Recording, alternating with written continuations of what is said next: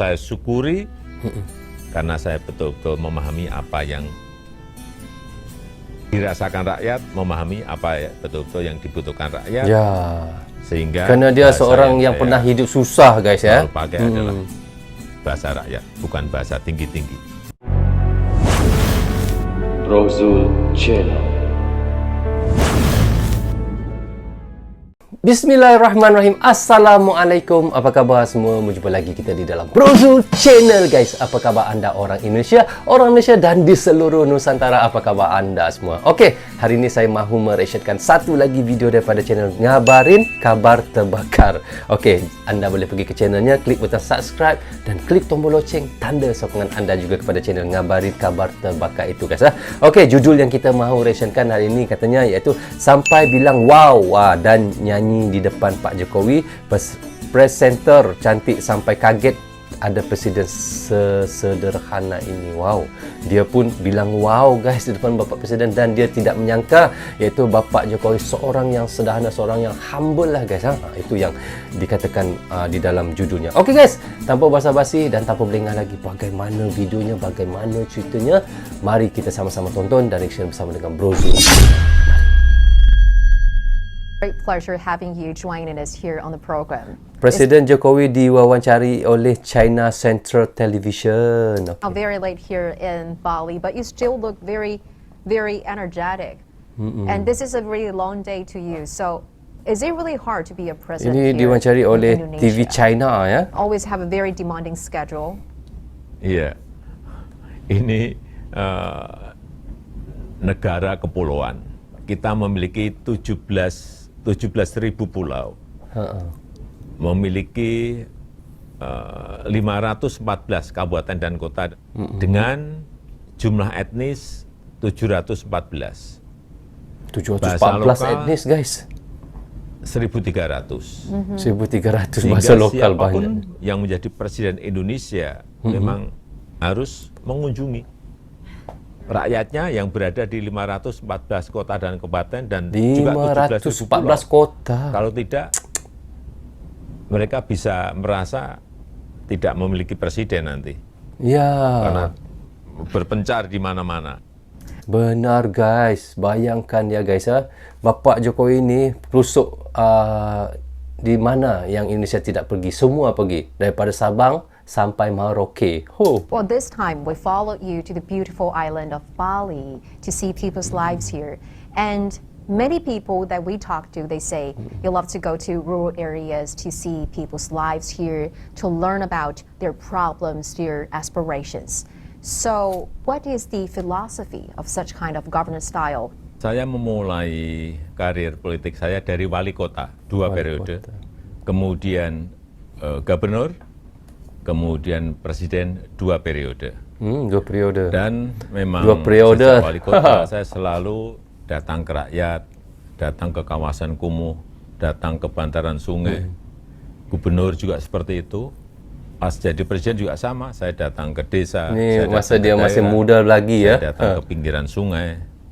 Dan saya selalu ingin berinteraksi dengan rakyat, karena disitulah sebetulnya masalahnya ada.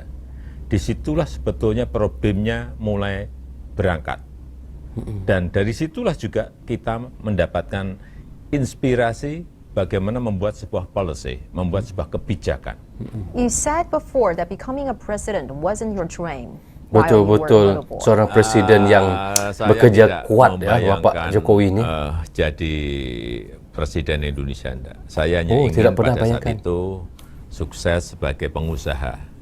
Saya lahir di kawasan kumuh, di bantaran sungai.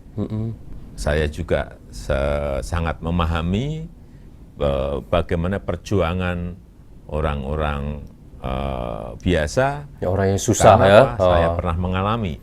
Dia pernah mengalami. Dan itu saya syukuri karena saya betul-betul memahami apa yang dirasakan rakyat, memahami apa betul-betul yang dibutuhkan rakyat. Ya. Sehingga karena dia seorang yang pernah hidup susah, guys, ya. Selalu pakai adalah bahasa rakyat, bukan bahasa tinggi-tinggi. So actually, our President Xi Jinping, also believes in people-centered philosophy. And personally, you have met with him and held telephone conversation with him for so many times. So what is your impression of him? And during those interactions, is there something that is really impressive, something that really stands out in your recollection? Ya, saya melihat memang gaya kepemimpinan dari presidensi itu dekat dengan rakyat dan betul-betul presidensi itu memahami masalah yang dihadapi oleh rakyat. Kemiskinan di RRT bisa turun drastis karena policy. Bapak Jokowi ni dia memang seorang yang benar-benar turun ke lapangan, guys ya. Dia asal daripada susah ya. Jadi bila dia asal daripada susah, dia tahu bagaimana kesusahan rakyat-rakyat ya. Yang beliau sangat tajam sekali. Well, this year is a very important major political event in China, the National Congress of the CPC. So, what do you think is the significance of this event? Ya, kita ingin kongres itu berjalan dengan baik dan menghasilkan sesuatu yang baik untuk rakyat RRT. Tetapi juga bisa juga menghasilkan keputusan yang bukan hanya berkontribusi bagi rakyat RRT, tetapi juga berkontribusi pada stabilitas kawasan, juga berkontribusi pada perdamaian dunia, dan juga berkontribusi pada kesejahteraan kawasan dan kesejahteraan dunia. Itu saya kira yang diinginkan oleh semua negara. So, Mr. President, as the leader of Indonesia, it seems that you put lots of emphasis on infrastructure building. In talks with the people here, so many of them say that they are seeing increasing number of, bridges, roads, buildings in different islands and also major cities. So why are you paying extra attention to infrastructure, and what does it mean for the development of Indonesia? Daya saing Indonesia akan baik apabila infrastrukturnya baik. Ya, benar. Infrastruktur yang baik, Indonesia pasti akan baik ya. Dalam kurun waktu sampai 8 tahun ini kita telah membangun 2040 km jalan tol. Kemudian juga membangun 16 airport baru dan 38 airport renovasi. 16 airport baru setelah Bapak Jokowi bangunkan dan 38 yang direnovasi bandara, guys. Ini salah satu pencapaian yang sangat cemerlang seorang presiden. Kemudian pelabuhan, kita membangun juga bendungan. Saya kira ini adalah sesuatu yang basic yang harus dimiliki oleh Indonesia dalam rangka daya saing. Saya sudah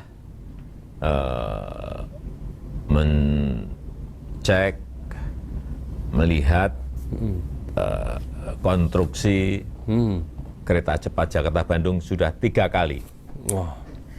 Ini adalah sebuah flagship kerjasama.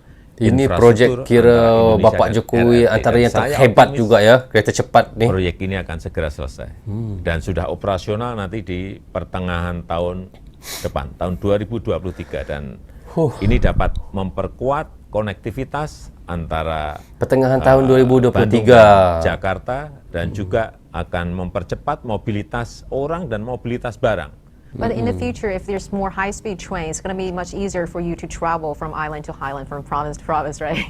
Kalau sudah tersambung, ada konektivitas antar kota, antar provinsi dengan kereta cepat, ya tentu saja akan mempercepat itu. Itulah pentingnya. Benar. Infrastruktur, itulah pentingnya kecepatan, itulah pentingnya mobilitas barang dan manusia yang cepat. Karena itu adalah daya saing. Benar. As you mentioned, this is a flagship project of the Belt and Road. Kalau sudah ada kereta cepat, semuanya pekerjaan jadi cepat ya. Kemana saja sudah cepat. Silk Road is also in line with your proposal of Indonesia's global maritime fulcrum, right? And how do you think those two very important, very visionary initiatives could make joint efforts and could create greater strategic synergy under those two initiatives? What are some of the other areas of cooperation do you look forward to? Iya, saya kira kalau semakin banyak kerjasama Indonesia dan RRT akan semakin baik bagi kedua negara. Apapun, entah itu pelabuhan laut, ya entah benar. itu airport, entah itu jalan tol. Saya kira semua inisiatif harus berkontribusi bagi stabilitas, bagi perdamaian, bagi kesejahteraan di kawasan maupun di dunia, dan kolaborasi itu harus saling menguntungkan, dan Indonesia berharap Global Development Initiative menjadi sebuah platform untuk mempercepat Terbaik pencapaian Bapak Jokowi ini, SDGs. guys. Dan sekali lagi Indonesia siap untuk terus bermitra dalam rangka percepatan pencapaian SDGs. Mr. President, let's talk a little bit about yourself. Yeah, I watched most of the interview in the past years. It seems that you're wearing your sneaker in the overwhelming majority of those interviews. Why is that? Ya karena sepatunya ini sepatu buatan dalam negeri dan harganya juga murah. Kalau dalam dolar berapa ya? $28.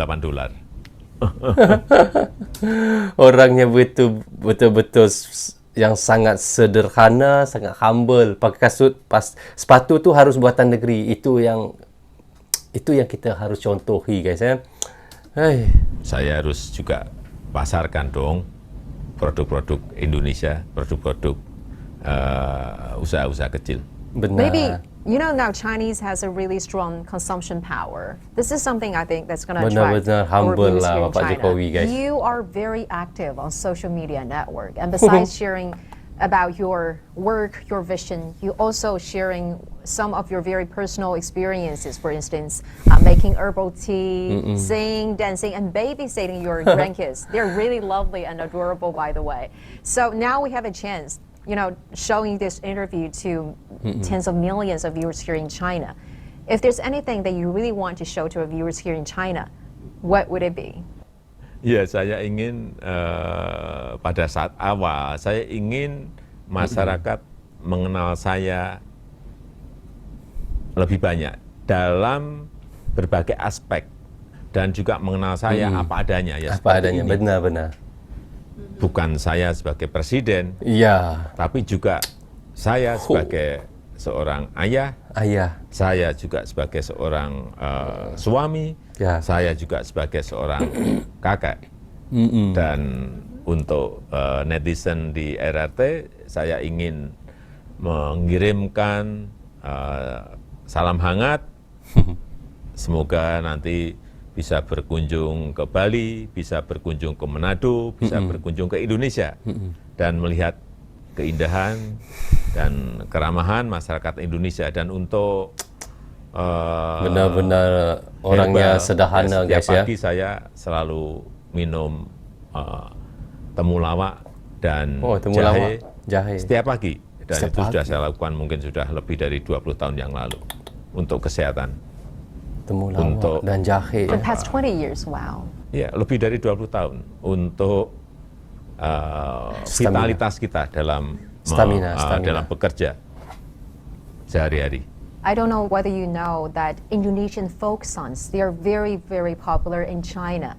So many people cuisine or hum the Indonesian folk songs. For instance, the boat song, 风儿吹动我的船帆, or 哎呦妈妈你不要对我生气, etc. Those are the songs actually for people across generation. Sampai dia nyanyi, my guys, parents, depan Bapak my Presiden. grandparents, we were raised listening to those really beautiful lyrics. So, Mr. President, how do you think the cultural understanding could be further enhanced, given that both countries all have very time-honored history, rich cultural heritage, and of course, very solid friendship? Ya, memang kita ini orang timur. Jadi budaya kita budaya RRT, budaya Indonesia hampir mirip-mirip. Saya kira Sama.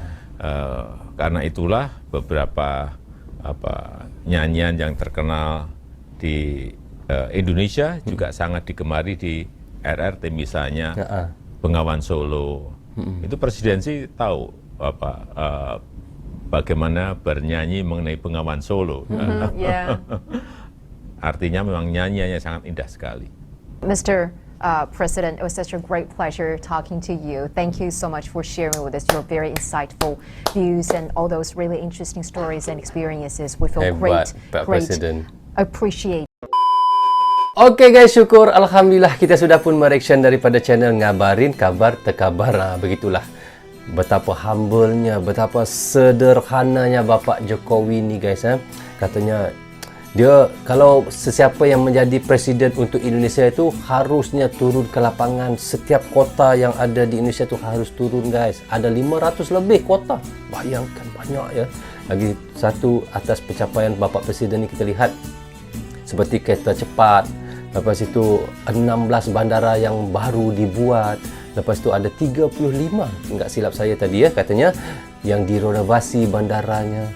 Bayangkan guys, jalan-jalan tol yang sudah dibuat, dah disiap. IKN ataupun Ibu Kota Nusantara yang baru tidak lama lagi. Kita lihat bagaimana Bapak Jokowi ya memajukan Indonesia. Yang penting apa guys? Tiada korupsi. Itu yang paling hebat Bapak Jokowi ini. Kerana itulah Indonesia maju guys. Dan sampai iaitu presenter cantik daripada China pun menyanyikan lagu untuknya. Kita lihat bagaimana lagu dia kata banyak persamaan lagu China dengan lagu orang Indonesia ni. Yalah, kerana kita ni orang timur ya, kata Bapak Jokowi tadi, pasti banyak persamaannya. Dan kita lihat bagaimana Bapak Jokowi hanya pakai kasut buatan anak negeri. Bila ditanya kenapa? Kerana baginya kita harus menyokong ataupun kita harus mendukung iaitu produk-produk daripada negara sendiri. Itulah terbaiknya Bapak Jokowi guys. Wah, mantap sekali. Sangat respect saya dengan Bapak Jokowi. Oke guys, syukur Alhamdulillah. Mudah-mudahan Bapak Jokowi diberikan umur yang panjang, diberikan kesihatan yang baik dan dilimpahkan rezeki kepadanya. Dan kita harapkan Indonesia akan terus maju di atas dukungan ataupun di atas pimpinan Bapak Jokowi. Oke, sampai di sini saja untuk reaction saya kali ini. Semoga manfaat untuk kami Indonesia dan untuk anda di Indonesia juga. Jangan berhenti menyokong Brozo Channel. Tanpa sokongan anda, tiada adalah Brozo Channel di dalam YouTube ini. Bagi anda suka dengan cara saya mereaction, anda boleh klik butang subscribe dan klik tombol loceng, tanda sokongan anda kepada saya. Maaf andainya ada tersilap kata dan tersilap cakap kepada anda semua. Assalamualaikum. Goodbye. Bye-bye.